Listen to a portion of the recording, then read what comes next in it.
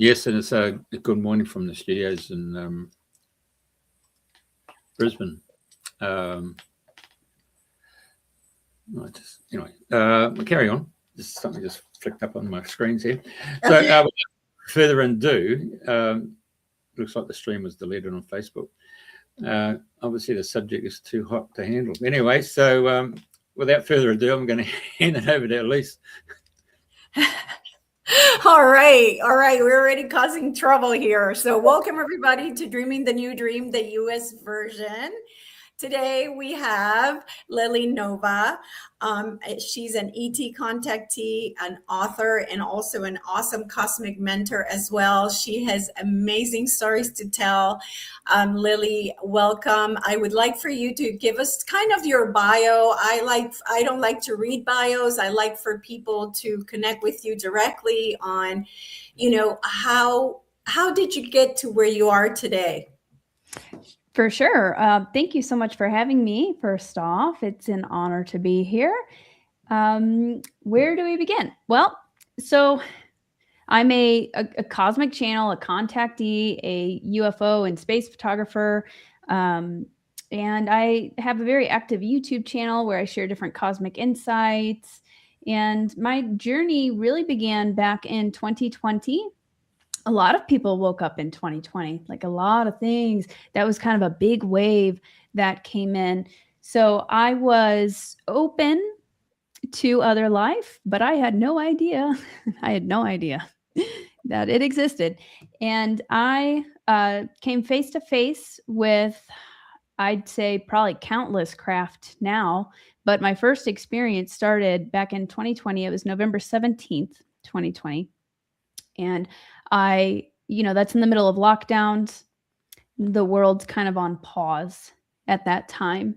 And I had turned to space photography. I became very passionate about it. I became obsessed with the night sky. So I was out there basically every single night photographing.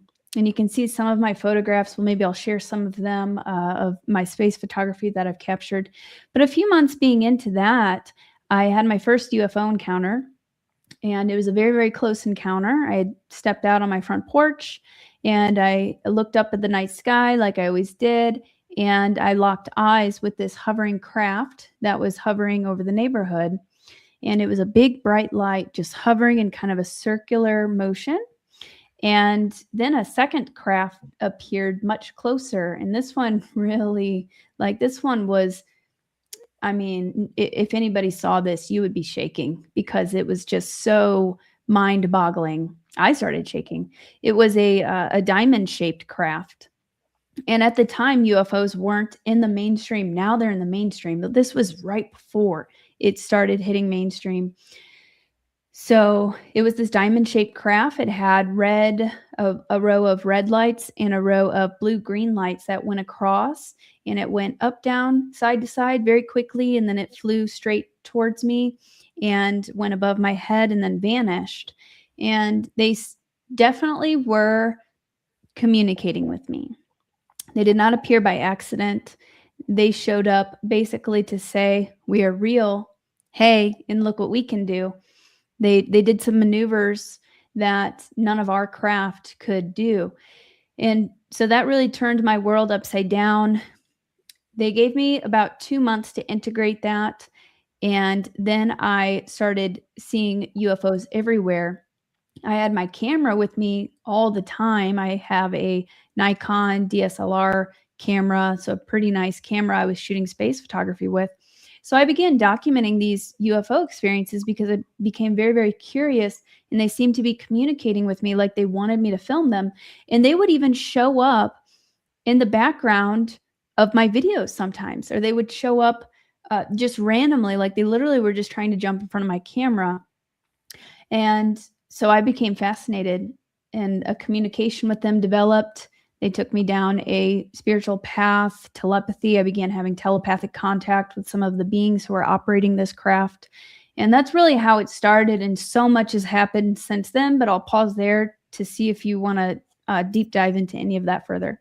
Well, that's funny because you're already reading my mind telepathically. But the first question that came to me, and it's always a question that I am interested in, is when you first heard, do you hear something, or is it your own voice saying something? Like, what, take us through like that first like contact through your head. Like, what does that look like? Yeah. So the very, very first one, they interacted to my thoughts. So my thoughts were that very first one, that large diamond shaped craft that was just a few houses down, right there. I saw it and I'm thinking, oh my God, what is this? Am I really seeing this? What could this be? And it instantly, as I had that thought, it moved side to side very quickly, like this, jink, jink, and then up, down, and then started coming straight for me. And I knew it's a weird thing. It's like it was responding to me, responding to my thoughts to show me, no, this is otherworldly. This isn't anything that you can imagine. This is different. So that's one example. They were interacting to my thoughts. So that's kind of how the communication began. So they would move around to my thoughts and I would get a feeling. It wasn't necessarily like a voice in my head, but as my contact experiences progressed, then I started hearing more. It's like it started to activate extrasensory perception. So a lot of the time telepathy comes in as more of kind of like a thought, but it's a thought that doesn't feel like your own. It's a very clear, kind of like neutral or even loving thought from something outside of yourself. They call these kind of like downloads too, where suddenly you just have like a whole packet of understanding, is basically how telepathy works. It's not always in words, but sometimes they will use words, these other dimensional beings, just to communicate with you. But it more comes as a whole packet of understanding, a realization, and more of a feeling. As my extrasensory perception was activated through these contact experiences, and then I would later find that a lot of people who have experiences with UFOs, they activate psychic abilities. Similar with like near-death experiences, they come back and then suddenly they can feel energy, or they can see energy, or they can even communicate with other beings. That's what began to happen as my experiences progressed. So I began experiencing telepathy in a visual format as well. So they would send me kind of like a vision that would come, almost like a little movie that would play, and I would get a whole packet of understanding, like they were showing me things. The messages didn't necessarily come in words all the times, but sometimes they do. Hopefully that makes sense. Yeah. Well, my abilities are claircognizance, so I have knowings, and I've always wondered, that like, is it just like a no? Like, so did you, before they came into the picture, did you have any like a knowing? Like, was claircognizance already a part of your life, like as far as your intuition? Yeah, I think I had stronger intuition than most, for sure. Okay. I wasn't having any crazy experiences, but looking back, I was definitely more intuitive. And sometimes it would come out in my artwork too. Like I grew up drawing. I wasn't an athlete. I was an artist. I would draw a lot. I would write. And looking back at the first thing that comes to mind is I was painting this pyramid with like the galaxy behind it before my big awakening, a couple of years before my big awakening. And for the triangle, I used a piece of paper over it, and then I would paint. And then as I pulled the piece of paper off, just a capstone stayed. The paper ripped to where there was a capstone. And then I realized, I just had this knowing that, no, that's supposed to be there. There's a capstone for a reason. And I didn't know anything about the pyramids. And then later I would find out that they actually, they used to have a capstone. Yeah. I'm like, oh my God. So that was a way that the universe was communicating with me, but I knew it in that moment that wasn't accidental, that was meant to be there and it meant something. So I would say, yes, I always had a stronger intuition and more claircognizance. But as my UFO experiences began, then I started receiving more clairvoyance, visions. I began seeing visions. So that's what really activated. That's my strong suit. So I can see. And I can even see being standing there right now sometimes. I'll even see an example, like since I've been living in Sedona, especially, or if I go to Mount Shasta, which I go there each summer. Those are like, big portal sites. There's high strangeness. The veil's very, very thin. There's a lot of activity there. I'll be sitting there. This happens with Sasquatch as well. And I'll see an energetic signature with my eyes open. It's like I'm seeing, it's a frequency match also to where I can see them. I can perceive them. Not everybody can. But yeah, I can see them with my eyes open sometimes too. It's like their frequency is just a little bit different. So they're hidden from most people. But if you fine tune your perception and if you raise your frequency, you become more of a match to be able to perceive that. And besides that, I get visions, like I was saying. So I wasn't receiving visions before. Now, if I close my eyes and I tune in, I can see a vision. And that's a big way that the universe communicates with me. Or I'll see a vision sometimes I'll see on a craft, like I'm projecting my consciousness there. I didn't have that before, but I also never practiced with it before. It was really activated through my experiences. Okay. So then once that happened, what came next? I spent a lot of time documenting them with the camera at first. The first year was very much about going out and learning how to initiate contact with them. They were teaching me how to initiate contact with them. So I basically had a meeting with them each day. It was kind of like this. I would later find that this was like a pre-incarnation contract, a soul contract, to where I could go out and set my intention to make contact and they would appear. And I would use my camera to see them sometimes because our eyes have very limited visible spectrum. Like we can only see that much out of the light spectrum. And the camera can pick up more. That's why you see even on ghost hunts or ghost shows, they'll capture these orbs or apparitions, things like that. So the camera can pick that up. So I would go out and I would document these orbs or these ships that would appear or these kind of like plasma type craft that would appear. And that was so exciting to me. At the time, I needed that physical evidence. Yeah. I needed that. And then it progressed into more of a psychic communion with them to where I still see craft, but it's not all about the evidence because I know that they're there. I can sense them more easily now, and I don't really need the evidence as much. Although I love it whenever they show up. That's always exciting because like, it's real. They're here. Yeah. But that's really what it was. It was learning how to make contact with them. They would teach me things. They taught me about the law of attraction, which I was shocked that extraterrestrials were teaching me the law of attraction. They were teaching me about vibration, how the universe works. They started teaching me. So during these meetings, while I'd film them and go out with the intention to make contact, I would start getting these downloads. And they would appear to say, yes, that's it. Or they would, and I would get this telepathy that went along with it. They really taught me how to raise my frequency, how to interact with spiritual guides, with these galactic beings. I started seeing angels too, fairies. Sasquatch would come a little bit later, but I've had interactions with Sasquatch too. And anybody can do this. It's not reserved for just one person.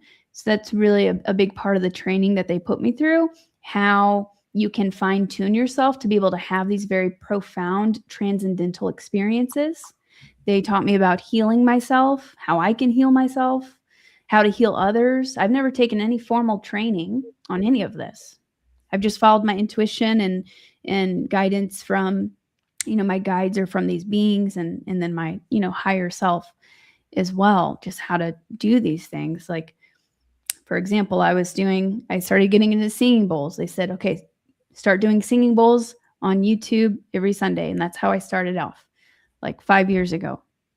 And I would host these meditations and to help people get into a transcendental state, we'll say, to where they can fine-tune their perception and have experiences through which can bring healing or activation of other gifts,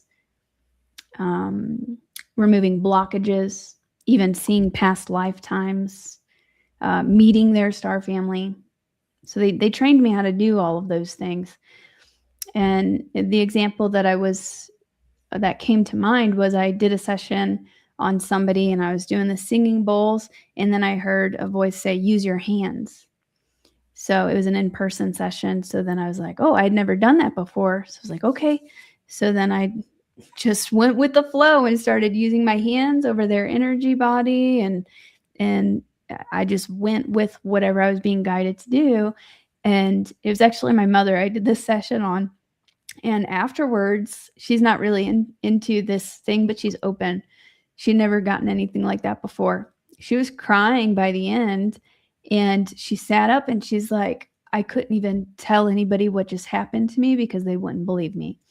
And what she explained, what she felt and saw during that session, it almost sounded like she was on a psychedelic trip. And she had a lot of major breakthroughs. She saw like her life. She saw her and my dad and helped heal their relationship and helped heal all of these things just from a sound bowl session and using my hands. So I just kind of go with the flow and amazing things happen. Wow, that's amazing. And to give you a side story, I had the same thing happen to me when I was doing a quantum hypnosis session. Yeah. They said, put your hands on top of her. And I was like, okay. So I put my hands over her. Yeah. And then what they told me is that they're not able to bring in the energy, and they're using our vessel to put their energy through our vessel to heal the person. So it's so powerful to do that. And it's so amazing. And the way that it has changed your life. I mean, completely, I can't imagine like 6 years ago, you were thinking that this is what you would be doing, right? Yeah, no, I mean, no, the universe likes to surprise you. I had just finished school and got my dietetics degree. So I was gung-ho set on nutrition and health.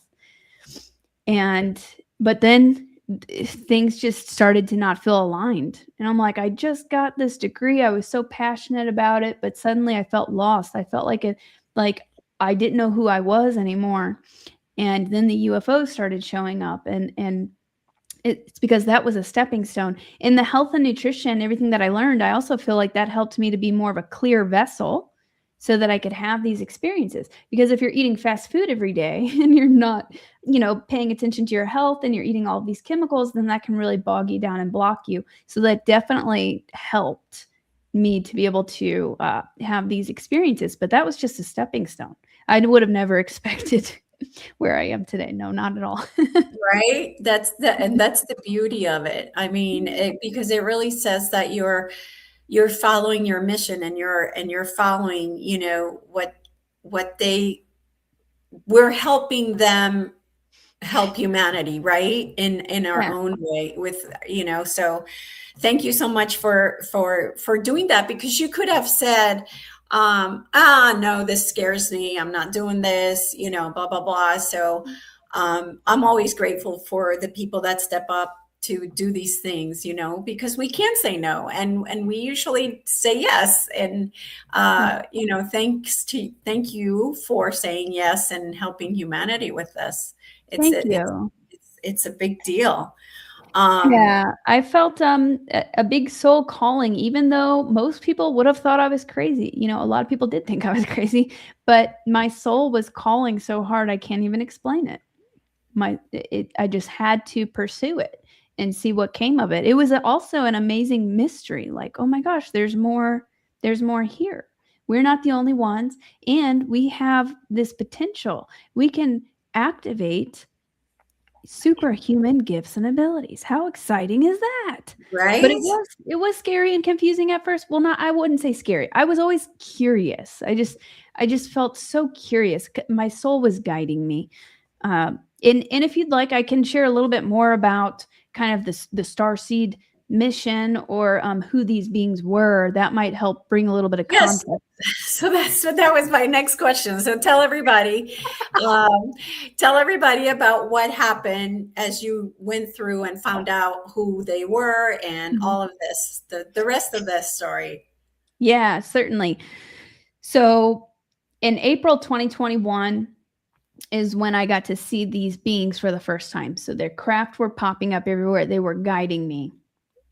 And I went out with somebody, a friend who I just met, but they had UFO experiences before, so we met up. I didn't know anybody. I wasn't in the UFO community. I wasn't in the Starseed community. I didn't even know what a Starseed was yet. So I'm like, oh my gosh, somebody else has seen them. I need to talk to somebody who can relate. And we went out and set the intention to make contact. Within 5 minutes, a golden light appeared, and I have photographs of it I can share with you also. And this craft was moving around, communicating to us. And I closed my eyes to communicate with it. And I received telepathy in a visual format, like clairvoyance. And the beings, so I got to see the beings for the first time. And these beings had light blue skin and no hair, but they were humanoid. They looked very human. So picture me with no hair and light blue skin and a silver skin tight uniform on, similar to like a Star Trek is what it looked like. And after that experience, that's when telepathy really picked up. And that the female that I saw, so there was one female who was like kind of the main being, front and center, and then she had crew members standing behind her. This female, I felt a very strong connection with, but I didn't quite understand it at first. Later, I would find out that these beings were my star family, and that I was what's known as a star seed, and that there are a lot of star seeds incarnated. So these beings are actually us. They are family of ours. And a lot of the time, the beings contacting us are actually us from the future or from other realities. Mm-hmm. I would find this out later, but that being, her name is Talia, she told me that she was me from the future. So these UFOs that I was seeing was a version of me from the future coming back to wake me up.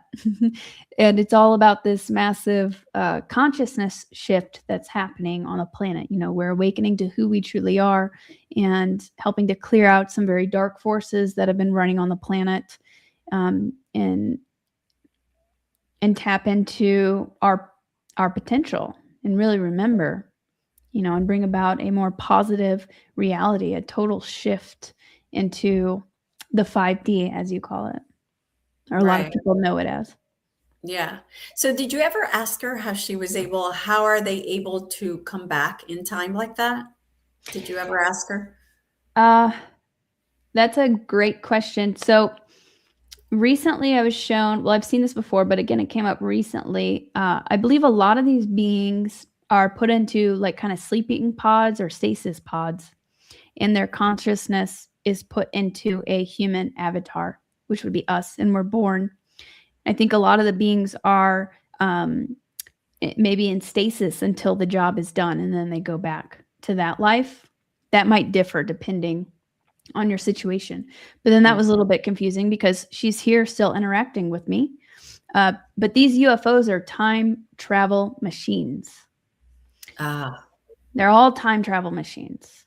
So I think at some point, you know, she was in the stasis pod, but then her future self, after she gets out, comes back to help. It gets a bit confusing, but there's a lot of time travel involved, and the crafts themselves are all time travel machines.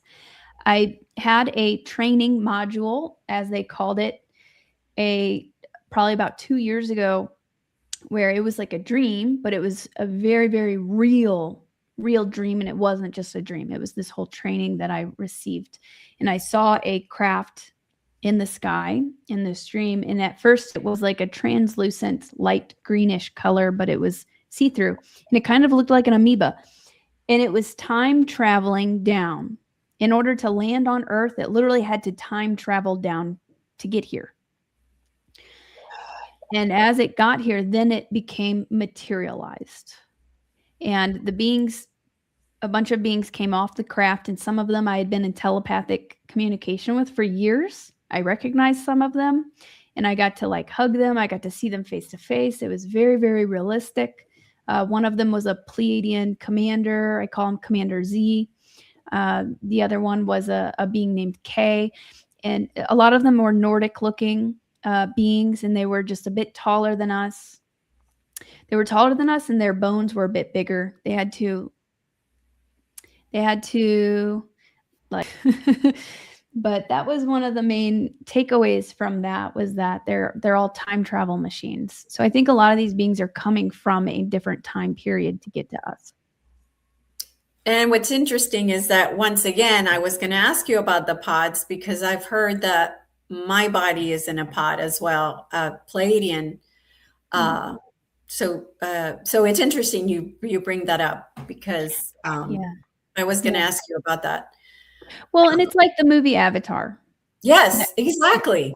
Yeah, we're living in Avatar, basically. We are the blue beings. It's backwards. Like the blue beings are getting in the pods, and and here it's the opposite. Like the blue beings are in the pod and come to be human. So it's the opposite. It's quite funny. That's exactly. And so these beings, they can only do so much from the outside.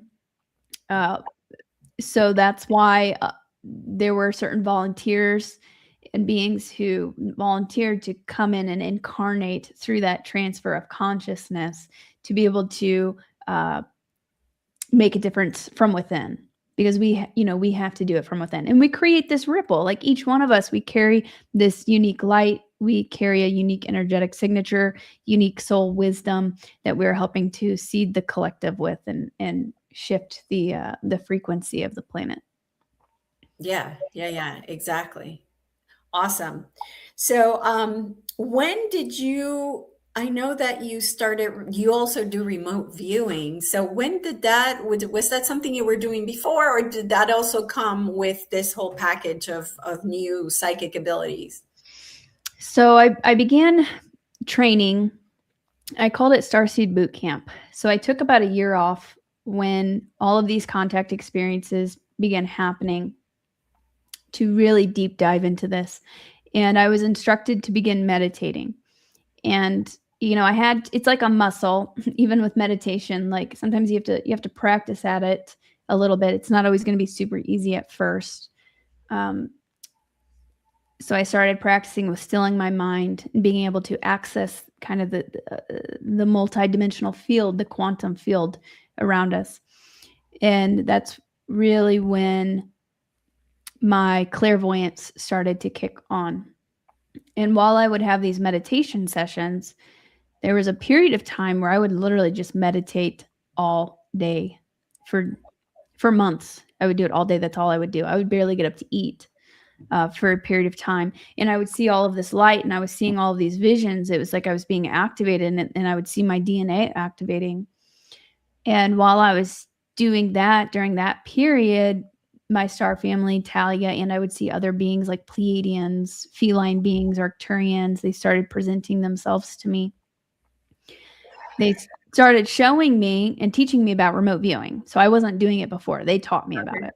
Okay. Yeah, they taught me. And they said, so all the past, present, and future, all of it's happening at once. Because of that, we can view any time period that we want.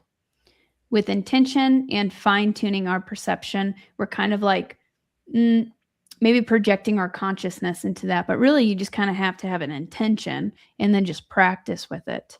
And so they started showing me examples. Like I would meditate, and they'd say, okay, now we're going to take you back in time. And I saw dinosaurs. I saw flying saucers. I saw a war happening on the planet back when the dinosaurs were here. I actually don't have much context on what all was going on. I'm hearing Orion right now. Orion was involved. There was some maybe a fight for the planet. This is whenever dinosaurs were here in these spaceships, and there were like laser weapons and things like that. So that was one example. They showed me Native Americans. They showed me ancient Native Americans meeting with star beings. The star beings would land. They would communicate with them. I believe they helped guide them to creating some of these really big cities. The Kokia Mounds is an example of what they showed me, which is in Illinois, on the border of St. Louis, Missouri, and Illinois. Yeah, we talked about it on our last show with Tyler. Yeah, exactly. So it's crazy. Me and Tyler, I mean, we were both living in St. Louis, and then we met through a mutual online friend, and I was like, "What? You're in St. Louis?" And so that was also kind of, we're strategically placed in certain spots for a reason, right? Yes. Yeah. So Kokia Mounds is a very special site, and I saw like a what looked like a starport underground there. I don't know if it's still active, but the ETs were using that back in the day, and they would land and they would teach the Native Americans certain things. And this is like the modern day Kachina, not modern day, but the Kachina, I think. The Kachinas are they're thought to be star beings in the Hopi tribe and in a few, the Zuni tribe, a couple other tribes. Yeah, Kokia Mounds is, and there's been. So Kachina, would that be, oh my God, what's the name of that god? Of the Aztec god? Not the Aztec god. It's really almost everywhere. Teotihuacan? Yeah, something like that. Yeah. You know, is that, do you think? I think he would be an example. Okay. I think he would be an example. You know, I have a feeling that might be the same being, a crowd that's visited multiple sites all over the place, and I think there's a connection with Thoth that could literally be the same ET who was going around helping restart civilization after the fall of Atlantis. That's kind of my perspective on it and the feeling that I get about it. Oh, so an advanced being coming to help, and in a lot of these Native American pictographs or petroglyphs, things like that, you'll see certain beings that just look different. They might have elongated skulls or even antennas. I think there's tons of examples of extraterrestrial contact. Back then, it was safer to make contact with the people because we didn't have nuclear weapons. Yeah. So I think they were making contact with a lot of ancient civilizations for sure. Yeah, absolutely. So I think, is there anything else to add about your story? Because we can go and start seeing your videos on the beings, or not the beings, but the UFOs that you were seeing. Yeah, I can show you guys some videos and pictures. I think that's exciting for people because it shows sometimes this feels so far away, but really it's happening all around us. I think there's also kind of outposts all over the planet. I think there are ships in the sky that are just cloaked very frequently or all over the place. Yes. So let me ask you about something, Lily. Mm-hmm. I went camping when I first got my RV. It was COVID, and I got an RV, and I said, I'm not staying home. Screw that. So anyway, my first camping trip, the first one, I'm out there by myself, and I'm outside in the stars, and I'm like, all right, family, if you're real, if you're true, show yourselves. Mm-hmm. And maybe 5 minutes later, a shooting star goes by, and I was like, well, that could just be a shooting star. Let me, okay, if that was you, do it again. And then it happens again. Yeah. So in your opinion, do you think, now my opinion is that shooting stars are not shooting stars. Mm-hmm. They're actually craft. What do you think? Yeah, that's happened to me quite a bit too. And that is one of the ways that they would communicate. I've had the same situation as you.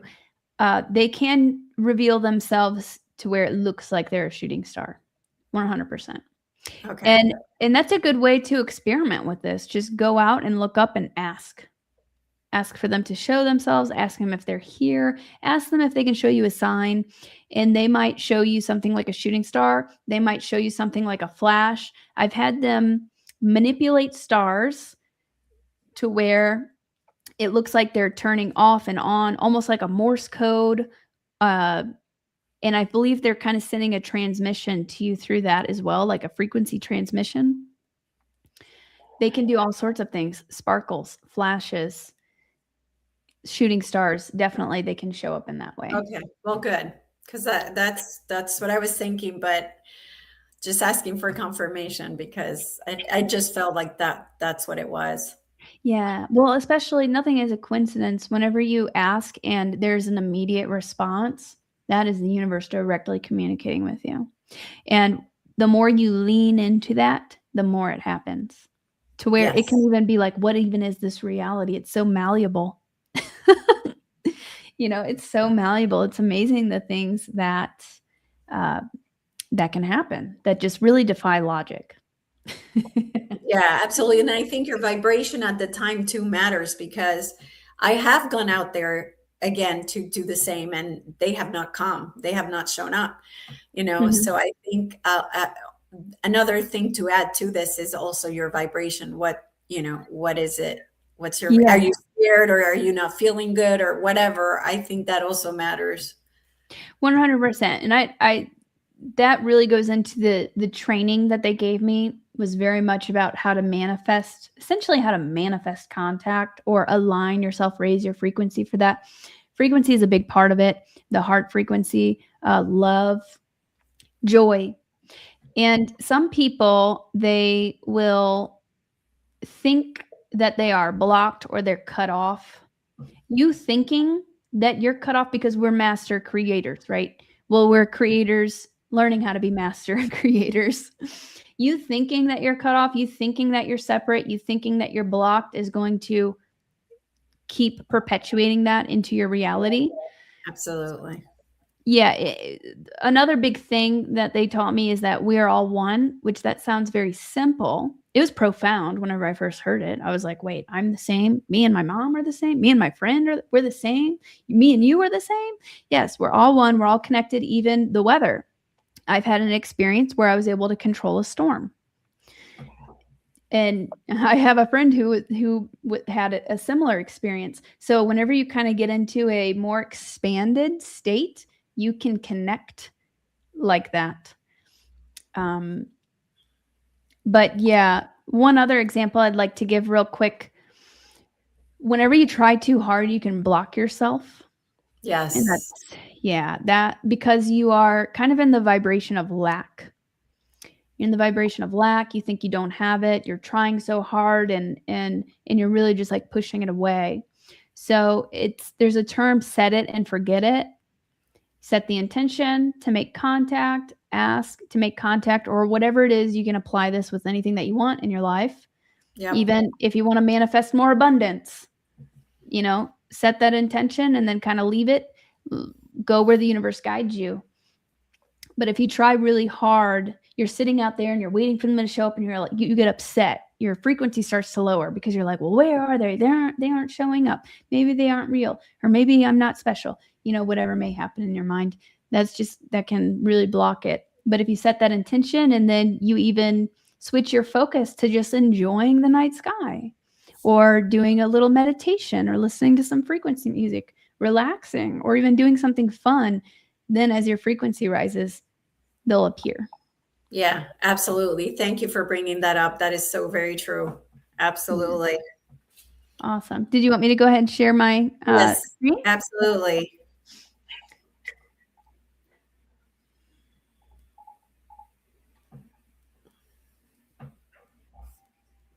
All right. Can you see this folder?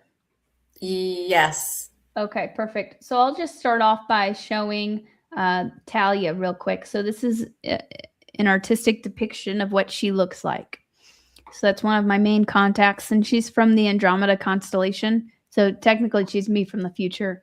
So that's one of the beings that I communicate with a lot and who first started appearing. I have a strong connection with the Pleiadians, and I just accidentally exited. What is you said she was Andromedan, right? In one of your other shows, I think you said she's Andromedan? Yes. Okay. Yep. Yeah. And this is the golden orb that she appeared in. This is an actual photograph. that I took. This is the first time that I saw her. So this golden orb or this golden ship appeared, but it was like a plasma craft. You can kind of see it looks more, it's like a plasma energy, and it was kind of moving. Their technology is different. It looks different than ours. It's not a regular light. It's kind of like energy moving within itself. It's like conscious light. And they projected into my mind. I was able to see onto the ship, and then that's depiction of Talia. Pleiadians, I'm sure you guys are familiar with them. They're pretty popular. Mm-hmm. And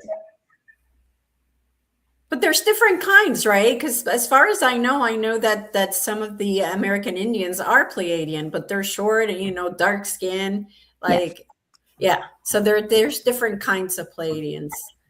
Yeah, actually, since I moved to Sedona last year, I actually had a whole past life recall. I've had past lifetimes here. And that's why I was drawn to this area. And in this past lifetime, I saw a child. I think she did have blue eyes, though. And either I was the child or that was my child. But she was a Pleiadian hybrid. And I don't know what time period that was, like a long time ago, but I was like, wow. Yes. So, there's a lot of Pleiadian lore or Native American lore about them having connections with the Pleiadians specifically. Yes. So yeah, there's different time. They're not all Nordic looking. Yeah. So this is a photograph of me where I would set up my camera, and I would go in front of the camera and I would ask them to appear. And I had my camera set on a time lapse where it was taking photos every other second.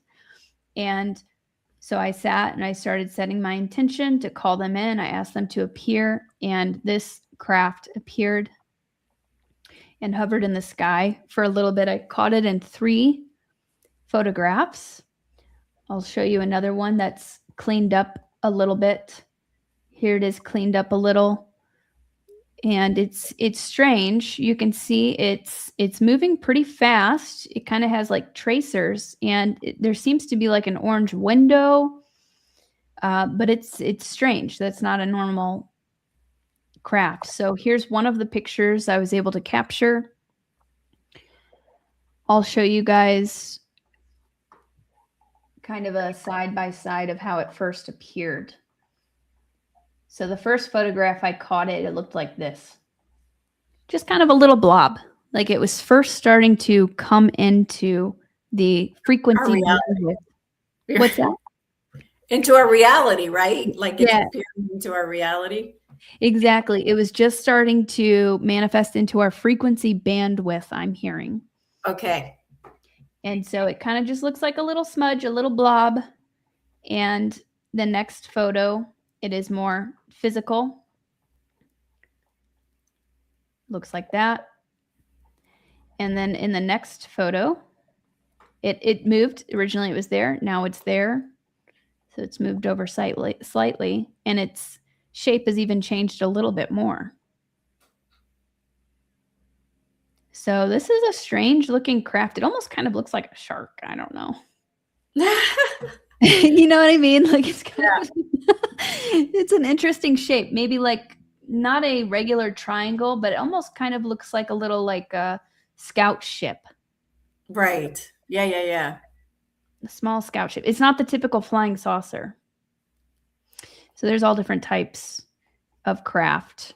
So when I had a MUFON investigator, you can see there it is there, and then it moves up there. And then it was only in those 3 photos, and then it disappeared.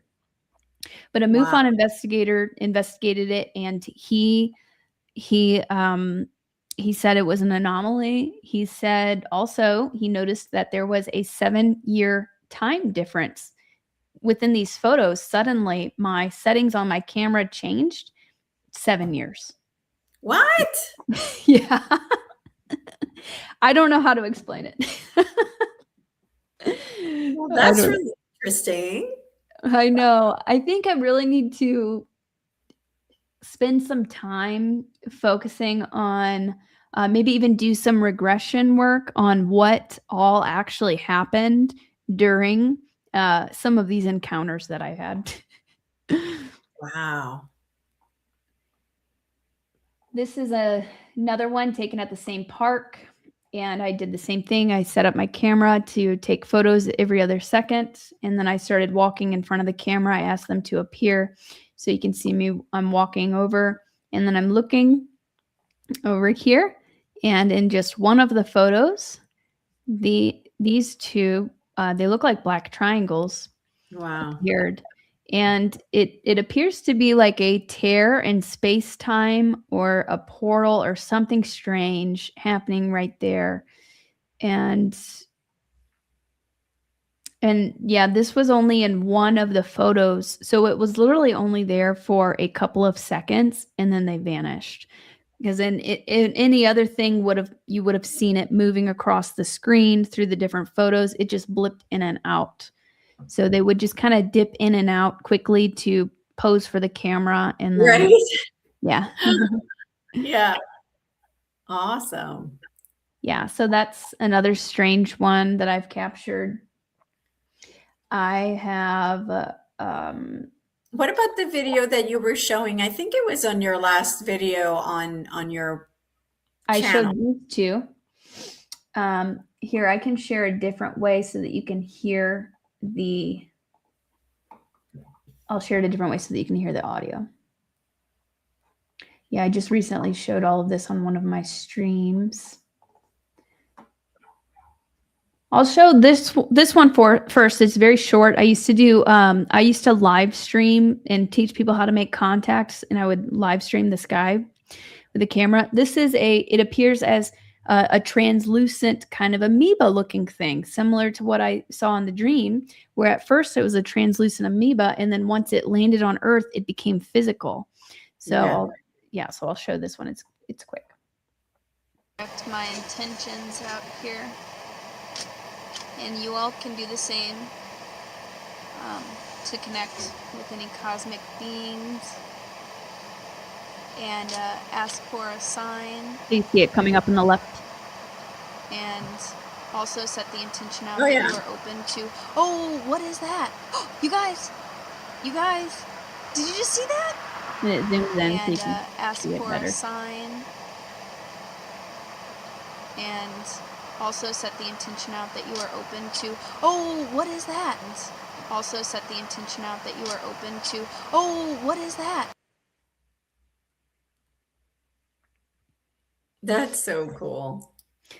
Yeah, it's interesting. They appear in many different ways. And then I'll share the other one that I got at Bradshaw Ranch. Working with me whenever they Bradshaw Ranch here in Sedona. It's kind of like what's the other famous ranch? Aseti? No, not East, but kind of though. There's a lot of activity. Skinwalker. Yes. Skinwalker. That's in Utah. This is known as like a massive portal. There's a lot of energy going on here. So back in September, this past September, I got the feeling to go to Bradshaw Ranch that night. And so we went, and I brought my night vision camera, and I heard telepathically, "Get your camera ready." And so I'm like, okay, they kept saying it, "Get your camera ready, get your camera ready." So then I set up my camera, and then we had a parade of different, they're kind of a little bit farther away, but we get about like 7 or 8, maybe 10 craft that appear that are going in different directions. They do different formations for us. So I'll go ahead and play part of this. To "Get your camera ready." I was like, okay.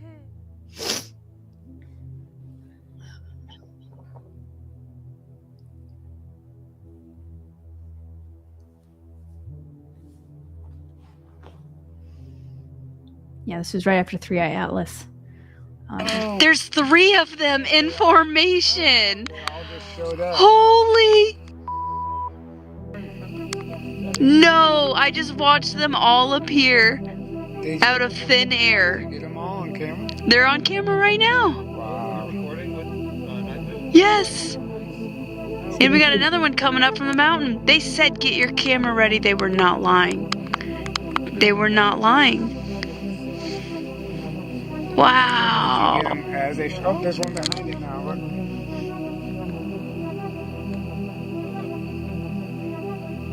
Oh, there's one coming. Whoa! What's happening? There's two down low.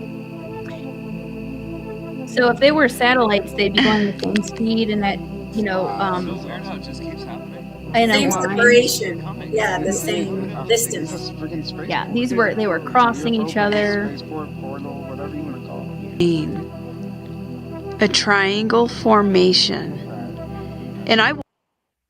They're not crossing each other.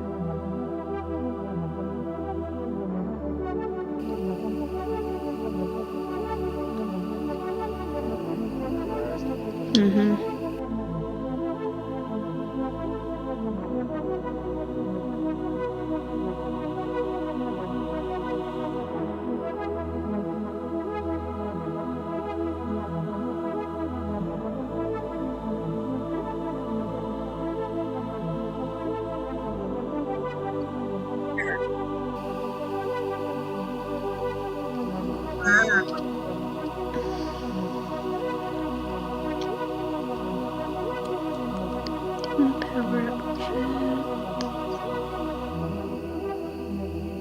I mean, they just keep showing up. Look. Lily, is this the one that you use for the History Channel? No, I had taken this right after History Channel. Oh, okay. I know, so they didn't have this one. I'll show one more where they kind of go in a cool formation.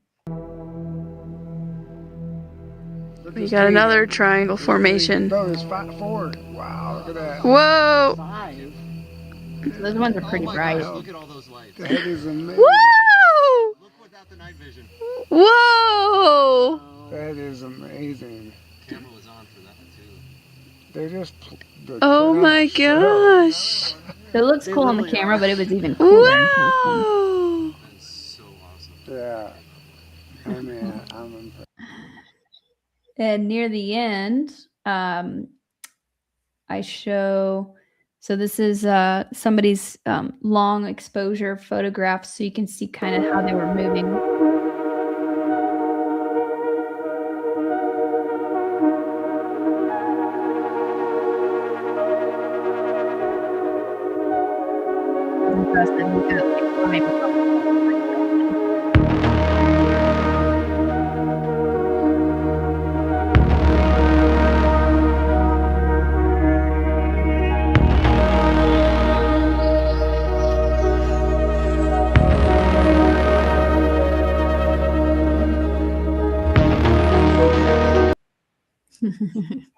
There we go. That's so exciting. Oh my gosh. So if you guys want to see more, I know that that Lily has her History Channel video on your YouTube, right? Or your website. Yes, it's on my website. Yeah, the bit that I did on Ancient Aliens, part of it is on my website. Yes. Okay. Yeah, I was so happy that they reached out to me because they wanted to show current contact stories. Usually they focus on the past and our ancient history, right? But this season they wanted to do a bit where they shared people who are in contact now, which I think is really important that they're acknowledging that it's happening today. I'm like, yeah, catch up, guys. Right? Catch up. So that's a question I had for you. I forgot about. So the contact protocol they give you, is it similar to the CE5? Yeah, there are a lot of similarities. Okay. Definitely. I didn't know that CE5 was a thing until after I was already experiencing this and experimenting with it. And then I heard of CE5 and I was like, oh my gosh, this is like basically exactly what I'm doing. Essentially, it's like setting intention. I don't know what the official protocol for CE5 is. I've seen some really good CE5 guidebooks that are very similar to what they've been teaching me. And I've got a little guide, how to make contact guide at the end of my book. So it shares a lot of techniques and things that you can do. But really the main thing is having intention. Setting your intention is important. Asking as simple as that sounds, can be really important. Raising your frequency, getting into the heart space, and just into a lighter, because they're higher frequency beings. So we have to meet them. We have to meet them. We have to raise our frequency. Don't try and make contact when you're angry. Right. Basically. So just getting in a good vibe state, and you can use crystals and things like that to help amplify your intention, projecting love, different techniques like that. Yeah, that's huge. That's huge. In CE5 though, they use this sound. It's like a really weird, like this sound that you're supposed to play on a speaker. Yeah. And you're supposed to imagine like where you are to show them, like first you show them like the earth, and then you show them United States continent, and then you show them Florida, and then you show them where in Florida, you just like mentally show them this. But I don't know, I've always felt like playing that sound is kind of like, nah. Yeah. I don't know if I hear that. Yeah, I don't think you necessarily have to do that. I would play frequency music sometimes to help me get into a heightened state, but like frequency music, higher frequency music. Yeah, I don't really do like the sound or anything. I think I've tried it like once or twice. One time it didn't work. The other time it did work, but I think it wasn't because of that sound. It was because of already my connection and in what I was already doing. But I don't know how I feel about just inviting random extraterrestrials in. I like to set the intention for your star family. Like, we're not showing the mothership of, whoever, some random species, exactly where we are. I think what is safer and probably more effective is just to set the intention to make contact with your star family of the highest love and light. You already have a connection with them. So you don't have to go out searching the universe to invite random extraterrestrials back to your house. Absolutely. And also using your intuition as well. Like sometimes, they're going to want to be contacted in different ways. If it's a different family of somewhere else, who knows? But now that you brought your book up, tell everybody about your book, what's in it and where they can get it. Yeah, sure thing. So my book is my contact experience so it's called Contact, an incredible true story of contact with beings from another world and spiritual awakening. So it takes you through my beginning experiences, really detailed of the things that I experienced, how the communication with them developed, how they appeared. I've got pictures in it too, depicting my experiences so you can get a visual for it. All about the starseed mission. It has a lot of photographs, how to make contact, how to connect. I've got a little bit of I've got a lot of information on like the third eye training and the starseed boot camp, the set of the guide that they gave me for how to become a better version of myself, how to remember more of who I am, my cosmic origins, how to activate my DNA. So I catalog all of that. So it's a book. It's a great story, but it's also a guide for you to learn to cultivate this for yourself. And then at the end, there is a how to make contact guide and also a common ET races and star family types. So it goes into that too. So it can kind of help you identify with that. And then I've got QR codes in the book as well that lead to different meditations, different techniques and things like that. So it's a very interactive book, and that's available on Amazon.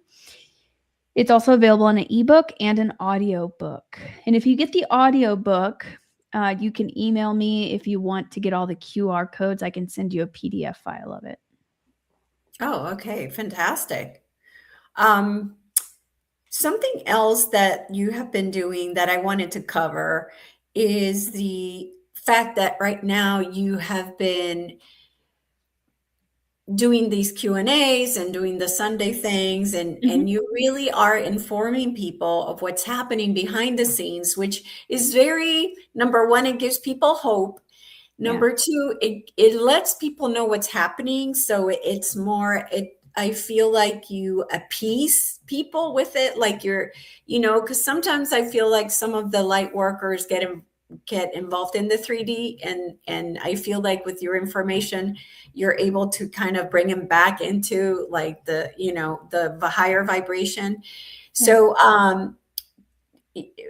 just real quickly, because of what's happening right now in the world, can you just tell everybody what you have been told from your guides or the Galactic Federation, whoever it is, what's happening, and what you've been telling your followers, of what's happening right now?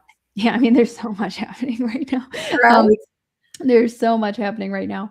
So we are in the middle of breaking old control systems and tearing down the whole old system right now. Is a lot of the old 3D matrix is collapsing, and that's happening in various ways. There's a massive internal shift happening. There's a massive reveal happening, how a lot of things are fake, are staged. The psychological operations, that's being exposed right now. What's happening with our food, all of that, all of these different things are being exposed right now. And that's good. I mean, it looks super scary. It can look scary. But these things have been happening for a long time. It's just now being exposed. So that's good. That's a win. It's just a little bit, it can get a little bit chaotic and messy as we are working through uncovering the shadows and some of the more nefarious things that have been taking part in the shadows, like things with the Epstein list. Those things have been happening for a long time. Really, probably for thousands of years. Yeah. So it's just being exposed right now, and then we can stop it. So we have a big shift in power taking place right now from corrupt leaders who are probably being ran by parasitic energies, really. And we're regaining our sovereignty, and humanity is becoming aware. They're starting to wake up. It's similar to like the Matrix movies, honestly. And we're starting to tap into our power and starting to speak up. And this is also an internal process. So internally, we're uncovering shadows within ourselves. So within, so without, as above, so below. I think I said that right. Not sure if I said that completely right. But it's a reflection of what's going on internally. Also. So we've got a lot of deep wounds that are coming up individually.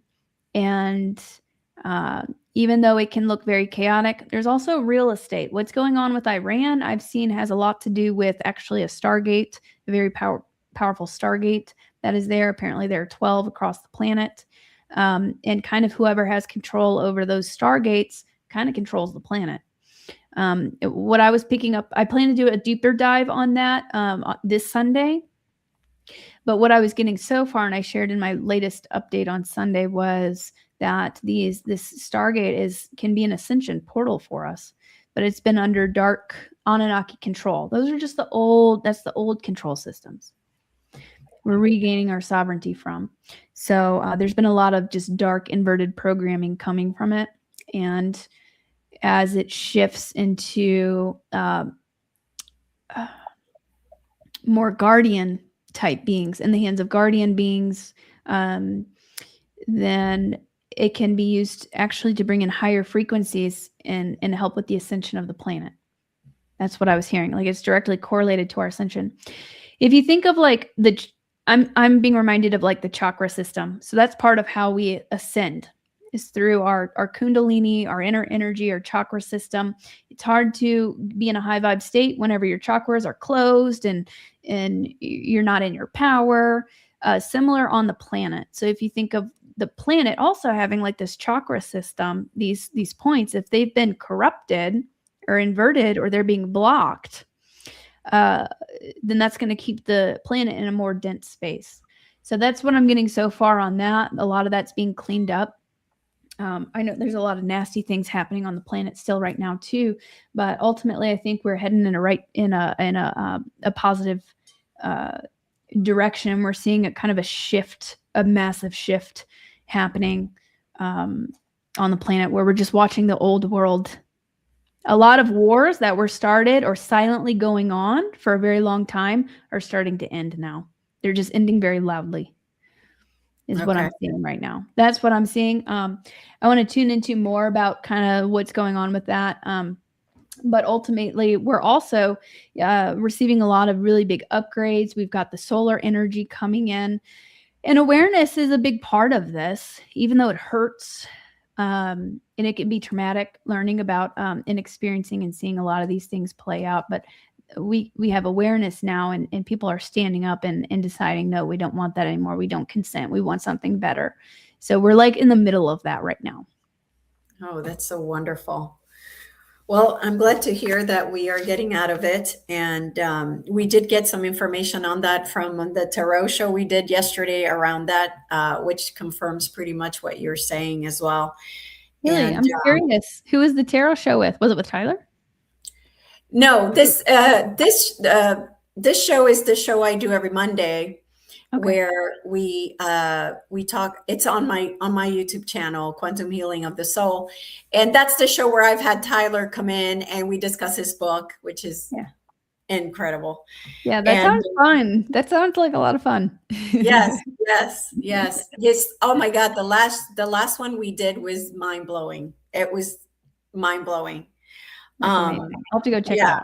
Yeah, definitely check that. The last one was crazy. The other ones were too, but just amazing. Okay, so tell everybody how they can find you, about your events and everything you've got going on. Sure thing. So what do I have coming up? Well, you can find more information about me on my website, lilynovacontact.com. I also have events coming up on there. Yep. So I'm speaking at New Living Expo, and it's in or near San Francisco this April. That's a really big expo. I'm super excited to meet a lot of really fantastic speakers who are going to be there. And then I have Journey to Truth. They are hosting a conference/retreat in Hawaii, which I'm very excited about. And that's like the heart chakra of the planet. It has a very strong Lemurian connection. So I'm just so excited to really connect with the land there. And then I won't be speaking at Rise of the Guardians, but I might be attending. And then Mount Shasta conference I have coming up in July. So Mount Shasta is an amazing place. I've received a lot of upgrades that actually boosted my level of contact a lot going there. I started having a whole new level of experiences because you can receive a lot of activations from these potent energy sites if you feel called to them. So those are some of the things I have coming up. I do have a Sedona retreat coming up in May and a Mount Shasta retreat. That's on the retreats page. Right now they're full, but I may, if there ends up being some openings, then I'll, I'll probably send an update out on my YouTube channel. But we're doing a wolf sanctuary experience I'm super excited about. And besides that, I've got different workshops and healing sessions. I've got a psychic development workshop available on my website. I've got a deep chakra healing session. I've got a cord cutting, ancestral healing and karma clearing session. I've got a DNA activation workshop with an hour-long meditation at the end to help you activate your DNA. So I've got tons of fun resources. Fantastic. Is there anything else that you want to mention that we have left out, or are we good for today? I think we covered a pretty good amount. I am just being called right now to focusing on, the heart. I'm hearing bridge. Remember that everybody who's watching, you guys are a bridge for the higher realms. You're bringing heaven to earth. Like, stand in your energy and cultivate that heart space. That's the big feeling. And it's so important right now. And you are so incredibly powerful. So the more you do that, sometimes it's healthy to detox from the internet because there's a lot of chaos going on up there. I like to dip in, then dip back out because I have to kind of stay updated to see how, how people are reacting, what's going on. Because so much is happening, like bam, bam, bam, bam, bam. But it's healthy to take a step back from that. Don't get too caught up in that. Don't, your inner peace is what's most most important. But yeah, I'm just being called to remind you guys that you guys are a bridge for these higher frequencies coming into the earth, and you are incredibly powerful. Beautiful. Thank you for that message. Just so grateful. So Lily, thank you so much for being here. Really, I'm just so grateful. And I hope that that people take the message seriously, because it's serious. This is the time we came for. Yeah. Right? To anchor the light when the chaos is going on the outside. Yeah. So please check out Lily's website and support her in any way that you can. Lily, I will see you in Tyler's conference. So you're going to be in Hawaii? Yeah. Yep. Oh, nice. Awesome. Cool. Yep. So I'll definitely get I'm excited to meet you. Yes, absolutely. So everybody, thank you for being here. Please share the video if you can. We really need to get to as many light workers as possible and unite. Yes. So again, thank you so much, and we'll see you on the next one. Take care, everybody. Thank you. Bye-bye. Yeah, very good. Thank you for your time, Lily. Really appreciate it. Yeah. Thank you. Very good. Appreciate it. All right. Oh, sorry.